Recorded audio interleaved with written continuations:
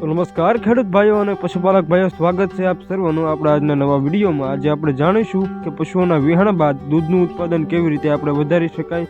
એ રીતે આપણે પશુઓને જર પડી જાય ત્યારબાદ તરત જ આ ઉપાય કરવાનો રહેશે। તેના માટે સૌપ્રથમ તો તમારે 500 ગ્રામ જેટલા તારા મીરા અને 1 કિલો મેથી, 500 ગ્રામ વરિયાળી, 500 ગ્રામ જીરું, 2 કિલો ખાંડ, આ તમામ વસ્તુ તમારે એકત્રિત કરી લેવાની રહેશે। જે તે તમારું પશુનું આગલા વેતર દૂધ હતું એટલું ને એટલું પાછું વધી જશે, એટલે સ્ટેબલ થઈ જશે। એવો સરસ મજાનો ઉપાય લઈને આવ્યા છો તમારા સમક્ષ આજના નવા વિડીયોમાં। તમામ વસ્તુ એકત્રિત કર્યા બાદ તમારે એક પાત્રમાં લઈ લેવાની।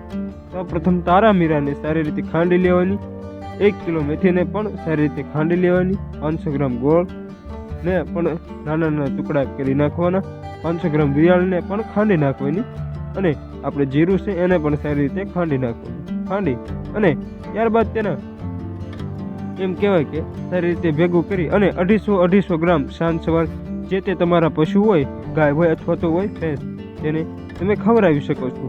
આ ખવડાવ્યા બાદ તમારા પશુનું દૂધનું ઉત્પાદન 1 અઠવાડિયામાં જ વધી જશે અને પશુપાલક ભાઈઓ ખરેખર આ ઉપાય વર્ક કરે છે। આપણા દરેક વિડીયો માહિતીપૂર્વક અને નોલેજેબલ હોય છે। અમને સબસ્ક્રાઇબ કરી લો, ફરી મળીશું।